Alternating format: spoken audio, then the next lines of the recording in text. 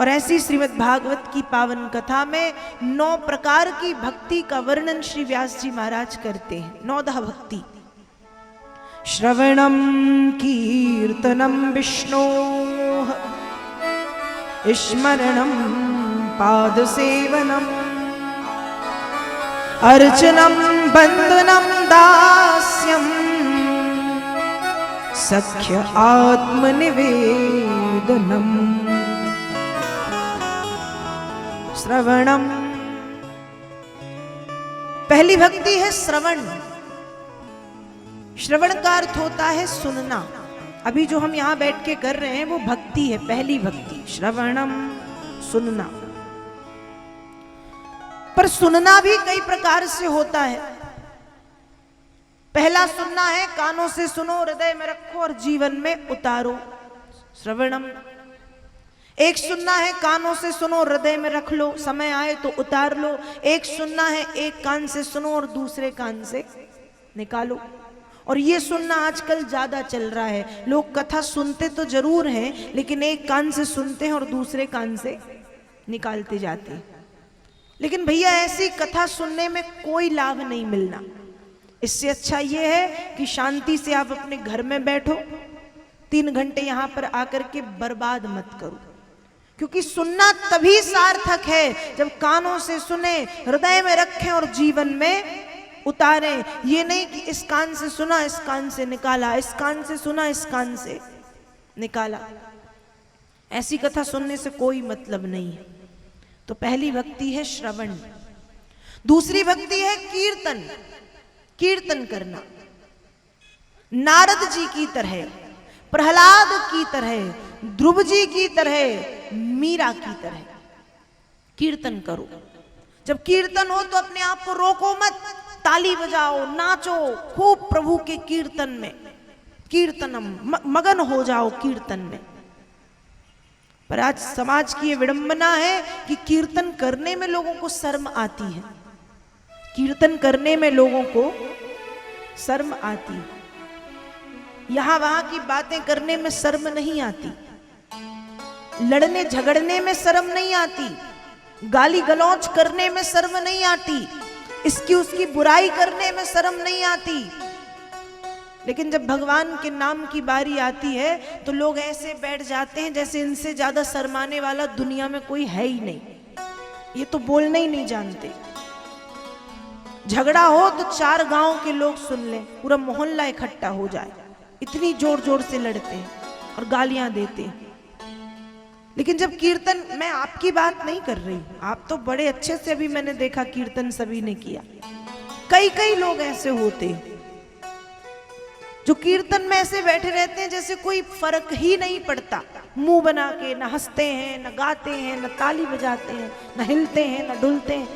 ऐसा लगता है सीधे किसी हॉस्पिटल में आकर के एडमिट हो गए हो बस, और वो भी आईसीयू में। तो कीर्तनम, कीर्तन करो, कीर्तन में नाचो, कीर्तन में चलो नाचो मत, ताली बजाओ, जोर जोर से गाओ, प्रसन्न मुद्रा में रहो। कीर्तनम, मैं नहीं कहती, शास्त्र कहता है। कीर्तन करो तो प्रहलाद बनके, कीर्तन करो तो ध्रुव बनके, कीर्तन करो तो मीरा बनके, कीर्तन करो तो नारद बनके, कीर्तन करो तो चैतन्य महाप्रभु बनके, कीर्तन करो तो नरसी मेहता बनके, कीर्तन करो तो तुलसीदास बनके। कीर्तनम, कीर्तनम, कीर्तन करना चाहिए।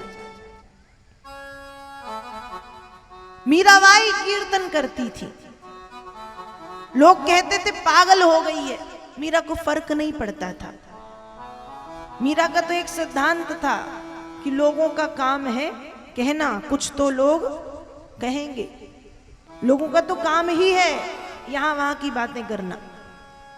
लोग कहते थे पागल है, लोग कहे मीरा भई बावरी, सास कहे कुल नासी रे, पग घुंघरू बांध मीरा नाची रे। लोग कहते थे पागल है, सास कहती थी कुल को कलंकित करने वाली आ गई है। और मीरा यदि ये समाज की बातों को सुन लेती ना तो आज मीरा का नाम गाया नहीं जाता। लेकिन मीरा ने समाज के और समाज की बातों की चिंता नहीं की। मीरा ने कहा ये तो लोग हैं, इनका तो काम ही है कहना। लोगों ने तो भगवान कृष्ण राम को नहीं छोड़ा सुनाने में, तो फिर हम साधारण मानव क्या हैं?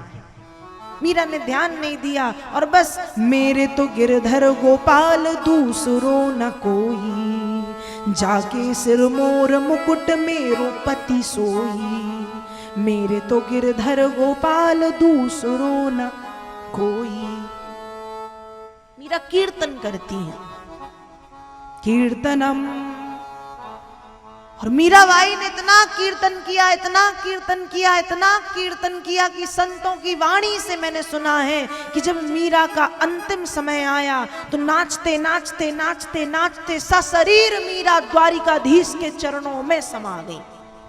हमने ये सुना है कि भक्त की आत्मा निकली और भगवान के भीतर समा गई, लेकिन संत जन कहते हैं कि मीरा तो सशरीर समाई थी द्वारिकाधीश में।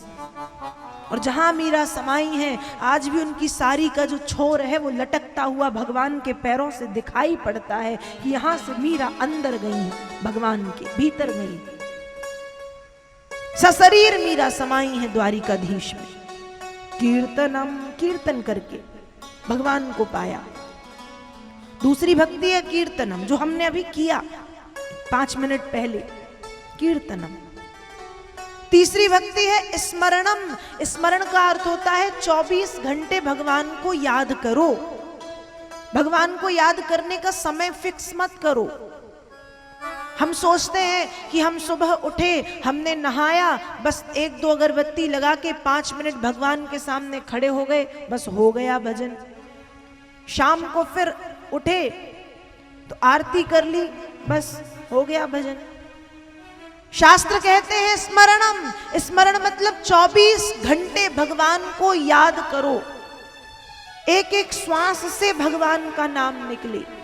उठते बैठते, आते जाते, खाते पीते, नहाते, रोते गाते, चिल्लाते, काम करते, भोजन बनाते, हर समय भगवान का नाम यदि हम चाहें तो ले सकते हैं।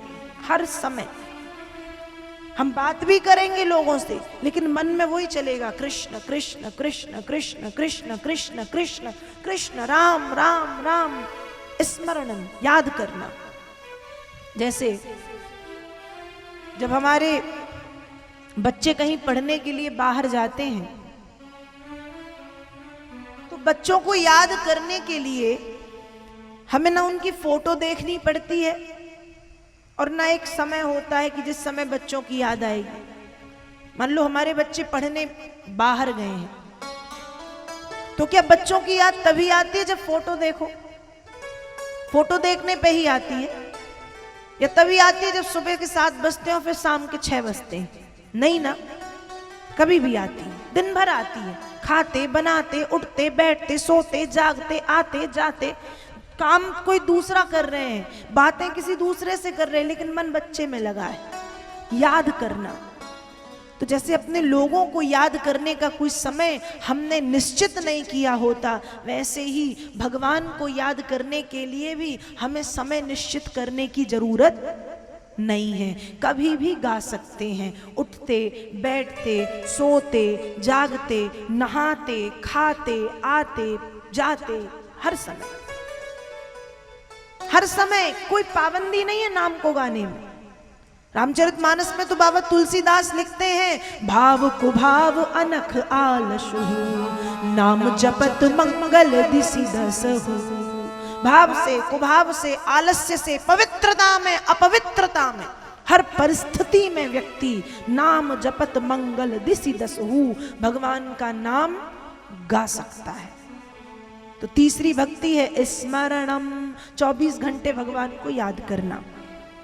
चौथी भक्ति है पाद सेवनम, भगवान के चरणों को धो और उस जल को पी लो, पाद सेवन। पांचवी भक्ति है अर्चन। अर्चन का अर्थ होता है स्नान कराओ। फिर उनको जब स्नान करने के बाद, जैसे हम नहा के आते तो अपने आप को पोंछते हैं, वैसे ही पोंछो, फिर वस्त्र पहनाओ, फिर तिलक लगाओ, फिर मालाएं पहनाओ, फिर धूप दीप नैवेद्य इत्र इत्यादि षोडशोपचार से उनका पूजन करना। अर्चनम, बंदनम, बंदनम वंदना करना, अर्चनम बंदनम दास्यम, दास बनना, सेवक बनना, सख्य, भगवान को सखा, माता पिता, विद्या धन सब कुछ मानना।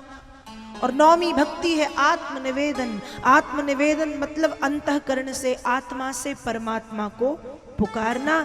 इस प्रकार से भागवत में 9 प्रकार की भक्ति का वर्णन व्यास जी करते हैं और बताते हैं कि मानव के जीवन में भक्ति तत्व कितना महत्वपूर्ण है। भक्ति करना चाहिए, क्योंकि कलयुग में सबसे सरल साधन यदि कोई है तो वो है भक्ति मार्ग। भक्ति मार्ग में यदि व्यक्ति चले तो भगवान को अति शीघ्र पा सकता है। इसलिए भक्ति करना चाहिए।